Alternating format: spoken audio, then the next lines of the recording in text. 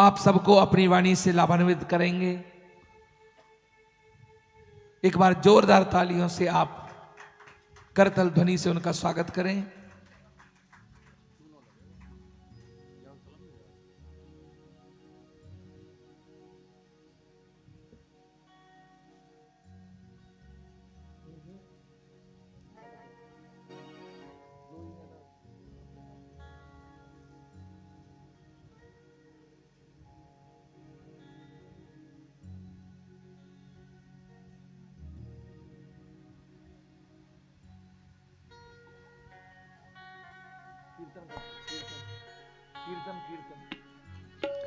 श्री कृष्ण गोविंद हरे मुरारे, हे नाथ नारायण वासुदेव।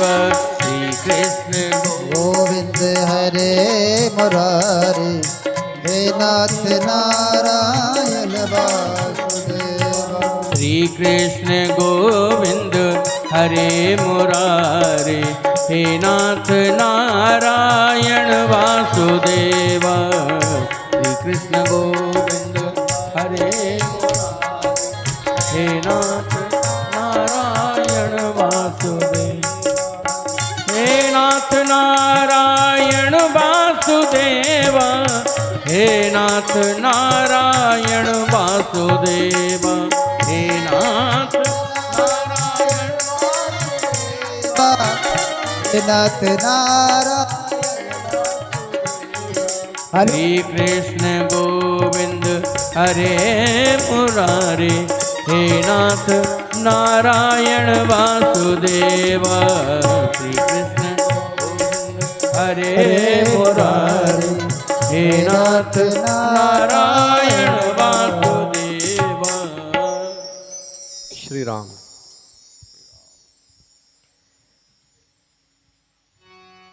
लोकाभिरामं रणरङ्गधीरं, राजीवनेत्रं रघुवंशनाथं, कारुण्यरूपं करुणाकरन्तं, श्रीरामचन्द्रं शरणं प्रपदे। कर्पूरगौरं करुणावतारं, संसारसारं भुजगेन्द्रहारं, सदा वसन्तं हृदयारविन्दे। भवं भवानी सहितं नमामि, मनोजवं मारुततुल्यवेगं, जितेन्द्रियं बुद्धिमतां वरिष्ठं, वातात्मजं वानरयूथमुख्यं, श्रीरामदूतं शरणं प्रपदे। श्रीरामदूतं शरणं प्रपद्ये। श्री हनुमान जी महाराज की जय। बोलिए सियावर रामचंद्र भगवान की जय। श्री भवानी शंकर भगवान की जय। पूज्यपाद सतगुरुदेव भगवान की जय। सच्चिदानंद रूपाय विश्वोत्पत्त्यादि हेतवे, तापत्राय विनाशाय श्री कृष्णाय वयं नुमः। श्री कृष्णाय वयं नुमः। परम आदरणीय व्यासासीन श्री व्यास जी महाराज, कहने को तो आप मेरे अनुज हैं, किंतु व्यासपीठ पर भगवान विष्णु का स्वरूप माना जाता है।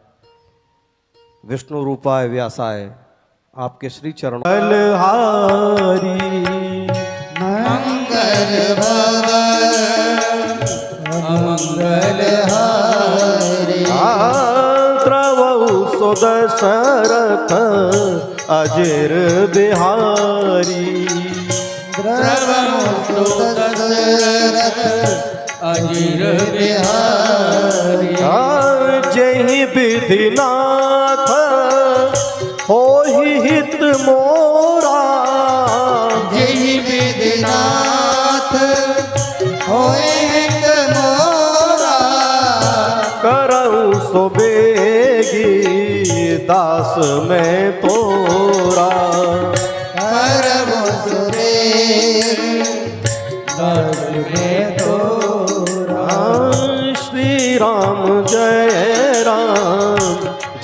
जय राम श्री राम जय राम जय जय राम श्री राम जय राम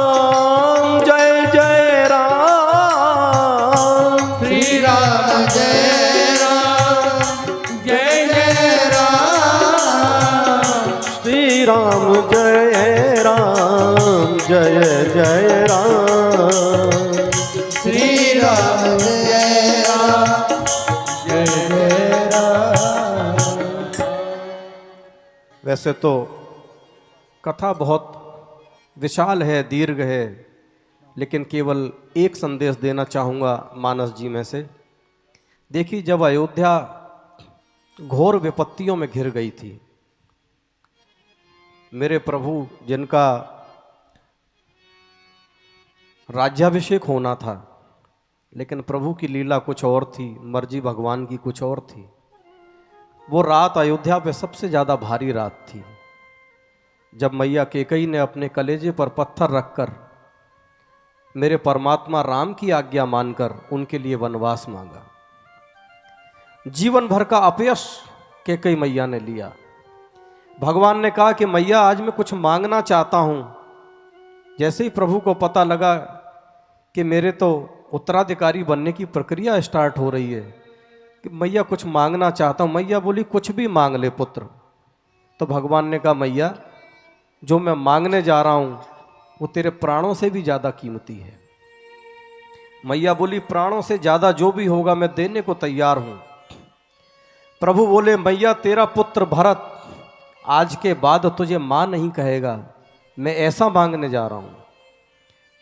मैया कैकेयी बोली कि मेरे राम, भरत मुझे माँ ना कहे लेकिन मेरा राम तो मुझे माँ कहेगा, मैं देने को तैयार हूँ पुत्र।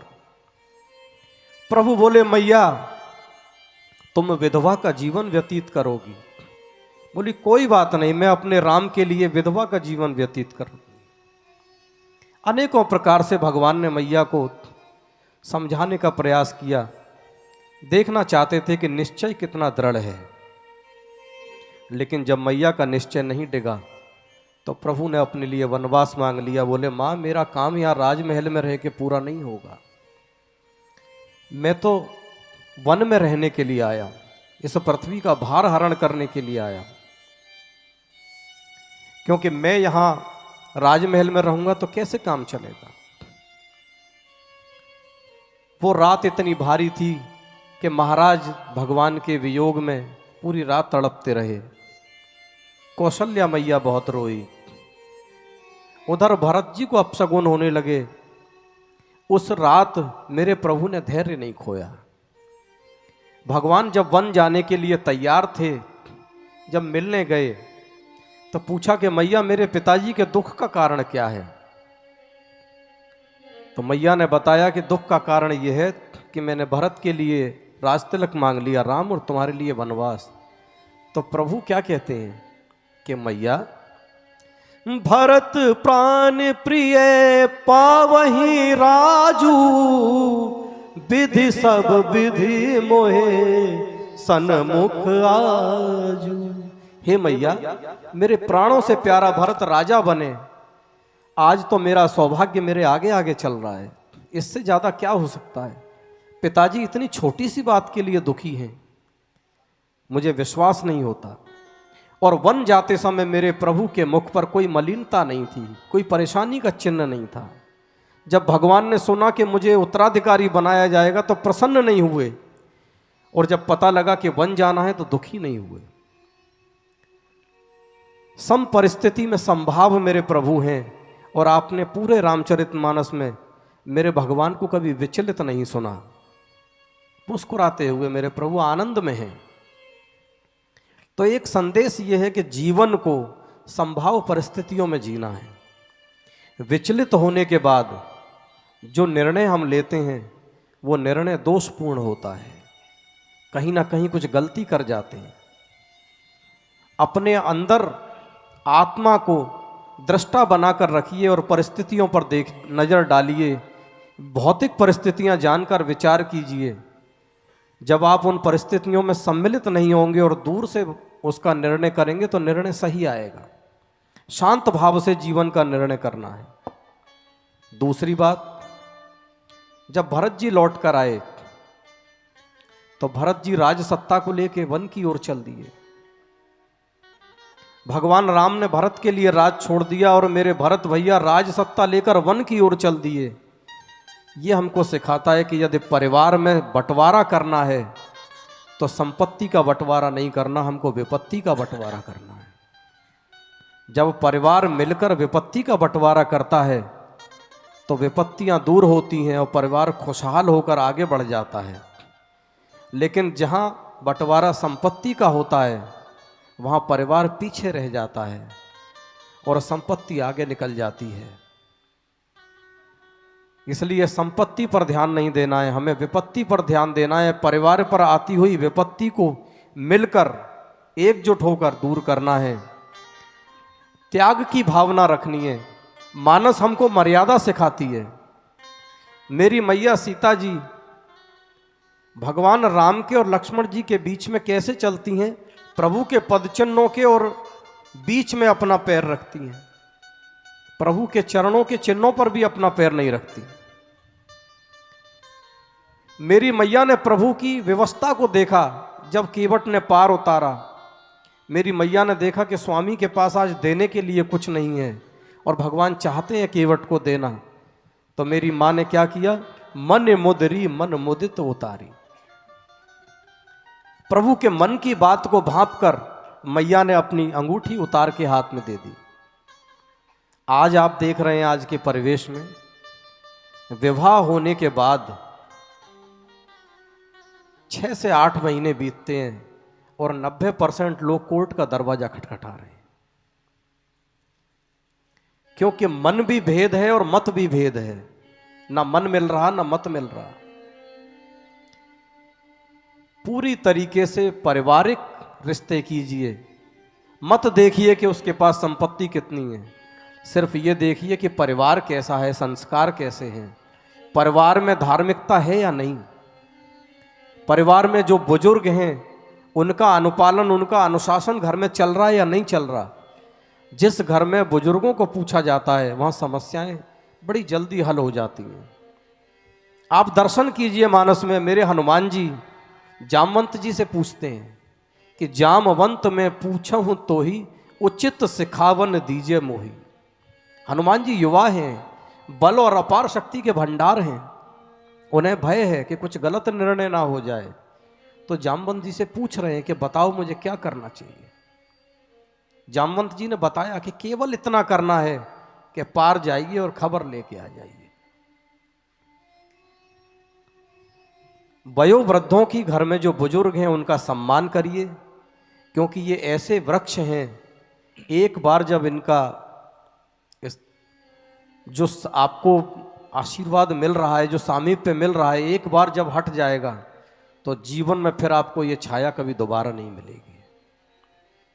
उनके विचार, उनके पास आज शक्ति नहीं है, ये बात ठीक है, लेकिन जो अनुभव है वो बहुत प्रचंड शक्ति को, प्रचंड आंधी को रोक सकता है। उनके विचार आपके जीवन में क्रांति ला सकते हैं। उनके विचारों की सराहना कीजिए। वयोवृद्ध का सम्मान कीजिए, महिलाओं का सम्मान कीजिए, बालकों को बचपन से। देखिए, मैं विशेष रूप से अपनी कथाओं में इस बात पे बल देता हूँ, बुरा लगे तो क्षमा चाहूँगा। छोटे बच्चों को हेलो बोलना मत सिखाइए, बाय करना मत सिखाइए, फ्लाइंग किस करना मत सिखाइए। हप करना मत सिखाइए, चांटा दिखाना मत सिखाइए। बच्चों को राधे कृष्ण बोलना सिखाइए, जय श्री कृष्णा बोलना सिखाइए, राम राम बोलना सिखाइए। उन्हें झुककर बड़ों का चरण स्पर्श करना सिखाइए। आप देखिए आजकल बच्चों से कहते हैं पैर छुओ, तो बच्चा पैर नहीं छूता, और कोई कोई बच्चा छूता है तो एक उंगली से छूता है। चरण स्पर्श करने का तरीका बताइए। चरण स्पर्श करने के पीछे लॉजिक है। जब किसी बड़े के दोनों अंगूठों को दोनों हाथों से स्पर्श करके हम मस्तक पे लगाते हैं तो उनकी सकारात्मक ऊर्जा हमारे शरीर में प्रवेश करती है, और कितना भी कठोर हो उसकी आत्मा से आशीर्वाद निकलता है। बालकों को यदि बचपन से आपने संस्कार में ढाल दिया तो बड़ा होकर तेजस्वी युवक बनेगा। आप देख लीजिए, ये शाहरुख खान, आमिर खान, अमिताभ बच्चन, सलमान खान, इनमें कितना तेज है? कोई तेज नहीं, केवल धन कमाने की मशीन है। स्वामी विवेकानंद, शिवाजी महाराज, आप उन लोगों को देखिए जिनको इतिहास जानता है, जिनको ये विश्व जानता है, उनमें कितना तेज था, क्योंकि संस्कार थे। संस्कार कहां से आएंगे? संस्कार माताओं से आएंगे। माताओं को गर्भ धारण करने से लेके बच्चे को जन्म देने तक श्रीमद् भगवत गीता, रामचरितमानस, शिव महापुराण, इनका पाठ करना चाहिए। भगवान के 12 अक्षर मंत्र का जाप करना चाहिए, ओम नमो भगवते वासुदेवाय। देखिए कैसे नहीं, आज भी आपके घर में एक तेजस्वी पुत्र का या तेजस्वी पुत्री का, विदुषी का जन्म नहीं होता। मेरा दावा है ऐसी संतान पैदा होगी जो आपके कुल का उद्धार कर देगी, उत्थान कर देगी। संस्कार गर्भ से आना चाहिए। बच्चों को जन्म से संस्कार दीजिए, सिखाइए, और संस्कार हमेशा ऊपर से नीचे की तरफ चलता है। यदि हम घर के बड़े अपने बुजुर्गों का सम्मान कर रहे हैं, अपने माता पिता के प्रातः उठ के चरण स्पर्श करते हैं, तो बच्चा भी सीखेगा, बच्चा भी देखेगा। और हम बच्चे से कहते हैं कि चरण स्पर्श करो और हम नमस्ते भी नहीं करते, तो संभव नहीं है। मानस में मेरे प्रभु ने यही सिखाया है कि प्रातः काल उठ के रघुनाथा, मात पिता गुरु नावहि माथा। मात पिता गुरु नावहि माथा। और अनुज सखा संग भोजन करही, अनुज सखा संग भोजन करही। मात पिता आज्ञा अनुसरही। मात पिता आज्ञा अनुसर। यह है मानस। हमें अपने भाइयों के साथ, अपने परिवार के लोगों के साथ कम से कम एक समय का भोजन सबके साथ करना है। माता पिता का सुबह उठते ही सम्मान करना है। साक्षात परमात्मा है। जिन परमात्माओं के मंदिरों में हम जाकर माथा टेक रहे हैं, बहुत अच्छी बात है। आपकी धार्मिक आस्था बलवती है, प्रभु करे बढ़ती रहे, आपको भगवान का आशीर्वाद प्राप्त होता रहे। लेकिन जो साक्षात देव आपके घर में विराजमान हैं, उनकी अवहेलना करके यदि हम बाहर परमात्मा को तलाश कर रहे हैं, तो केवल और केवल नरक की तलाश कर रहे हैं, घोर नरक में जाएंगे। परमात्मा आपके घर में है, पहले उनको पूजिए और उनकी आज्ञा लेकर तीर्थ में निकलिए। यही मेरा निवेदन है। कथा बहुत विशाल है, समय का पता भी नहीं चलता। पूज्य श्री आज ही भगवान कृष्ण का जन्म भी कराएंगे। उन्होंने मुझे समय दिया, आपने मुझे ध्यान से सुना।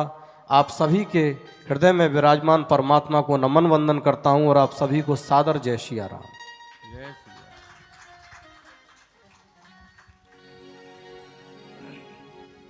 बोलिए वृंदावन बिहारी लाल की जय। बहुत सुंदर। और ये सच्ची सीख है सज्जनों कि अगर हमको अपने बुढ़ापे को दुरुस्त करना है तो बच्चों को सनातन धर्म के बारे में पहले से ही जानकारी कराई जाए। और मैं पुनः आभार व्यक्त करता हूं हमारे अखिलेश भैया जी का कि उन्होंने अपना समय निकाला और अब वृंदावन की पहचान किससे है ये बताओ।